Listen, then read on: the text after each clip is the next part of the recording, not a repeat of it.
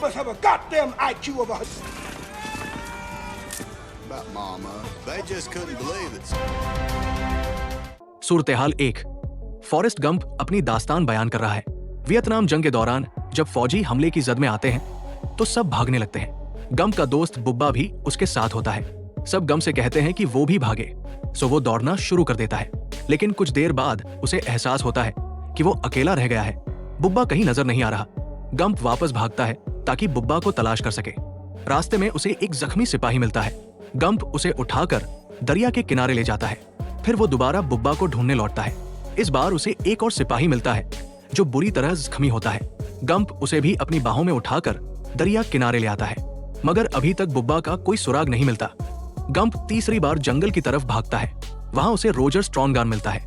Gump उसे उठाने की कोशिश करता है, मगर रोजर इनकार कर देता है। वो कहता है कि वो अपनी पलटन को छोड़कर नहीं जाएगा, वो आखिरी दम तक लड़ेगा। लेकिन गंप उसकी नहीं सुनता। वो उसे जबरदस्ती उठाकर दरिया किनारे ले आता है। अब गंप एक बार फिर जंगल में जाने का इरादा करता है ताकि बुब्बा को ढूंढ सके। रोजर उसे रोकने की कोशिश करता है और खतरे से आगाह करता है, मगर गंप नहीं रुकता। वो हार मानने को तैयार नहीं होता और दोबारा जंगल की तरफ भाग पड़ता है। एक तूफानी रात थी। हवाएं शदीद तौर पर चीख रही थी और समुद्र की मौजें संगीन तरीके से टकरा रही थी। गंप बेहद खौफजदा था, मगर लेफ्टिनेंट बिल्कुल बेखौफ खड़ा था। वो अंधेरी रात और खतरनाक तूफान से जरा भी नहीं घबराया, बल्कि वो आसमान की तरफ देखकर चीख पड़ा, अगर तुझ में हिम्मत है तो मुझे अपने पास बुला। तूफान और ज्यादा तेज हो गया, मौजें और बुलंद हो गई, मगर लेफ्टिनेंट अपनी जगह से हिला तक नहीं। सुबह होते ही तूफान थम गया। जब लोग जागे तो टेलीविजन पर तबाही के मनाजिर दिखाई जा रहे थे। शहर, गांव और बस्तियां सब तबाह हो चुकी थी। कई कश्तियां समुद्र की गिजबनाक लहरों का शिकार हो गई थी, मगर एक अकेली झींगा पकड़ने वाली कश्ती इस शदीद तूफान से सलामत बच गई। लोग इस पर हैरान थे और गंप की वालिदा को यकीन हो गया कि ये कश्ती सिर्फ फॉरेस्ट गंप की हो सकती है। गंप तफसीलात बयान करता है। यही वजह थी कि मैंने एक गोदाम तामीर किया और मैंने उसका नाम बुब्बा गंप रखा।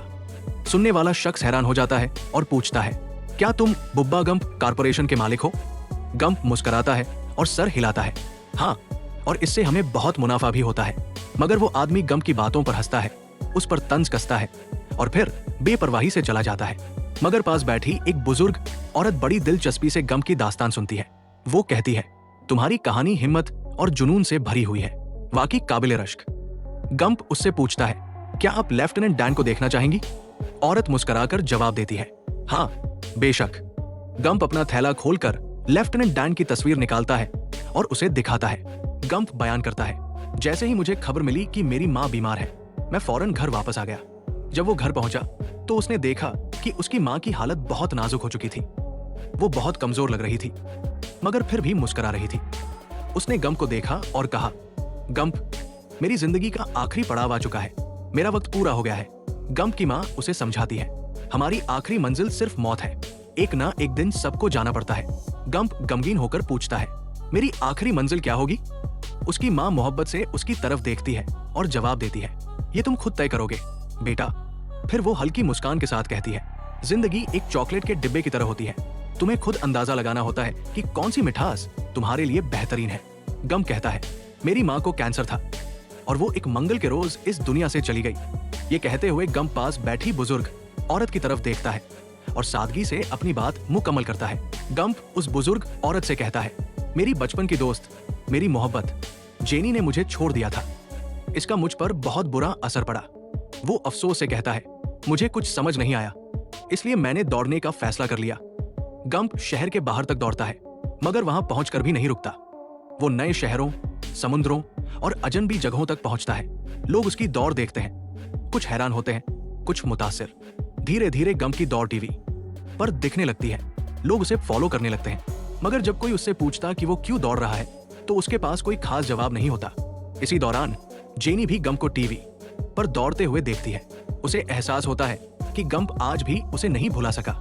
आखिरकार जब गंप कई मीलों का फासला तय कर लेता है और उसके पीछे एक बड़ी भीड़ चलने लगती है तो वो अचानक रुक जाता है। सब उसकी तरफ देखते हैं।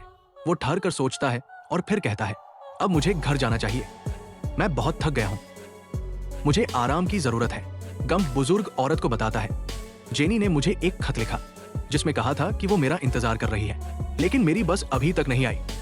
बुजुर्ग औरत खत देखकर मुस्कुराती है। ये पता तो बहुत करीब है, तुम्हें बस के इंतजार की जरूरत नहीं, तुम पैदल जा सकते हो। ये सुनते ही गम्प फौरन दौड़ना शुरू कर देता है। वो वक्त जाया किए बगैर सीधा जेनी के घर पहुंचता है। जब जेनी गम्प को अपने दरवाजे पर देखती है तो खुशी से उसकी आंखें चमक उठती है। वो उसे अंदर बुलाती है और एक तस्वीर दिखाती है, वही मशहूर तस्वीर जो टीवी पर दिखाई गई थी जब गम्प पूरी दुनिया में मशहूर हो गया था। जेनी नर्म लहजे में कहती है, मुझे तुमसे की गई अपनी तमाम गलतियों पर अफसोस है। उसी लम्हे दरवाजे पर दस्तक होती है। जेनी का एक दोस्त अंदर आता है और उसके साथ एक छोटा बच्चा होता है। जेनी गम्प की तरफ देखती है और धीरे से कहती है, गम्प, ये तुम्हारा बेटा है। गम्प हैरत से साकित रह जाता है। वो छोटे बच्चे को देखता है जो बिल्कुल उसकी तरह मालूम होता है। एक अजीबोगरीब खुशी उसके दिल में पैदा होती है। जेनी और गम्प एक साथ रहने लगते हैं, खुशियों भरे दिन गुजारते हैं, मगर जिंदगी हमेशा एक जैसी नहीं रहती। कुछ अरसे बाद जेनी बीमार पड़ जाती है। जैसे गम्प की माँ एक मंगल के रोज इस दुनिया से रुखसत हो गई थी, वैसे ही जेनी एक हफ्ते के रोज इस दुनिया को अलविदा कह देती है।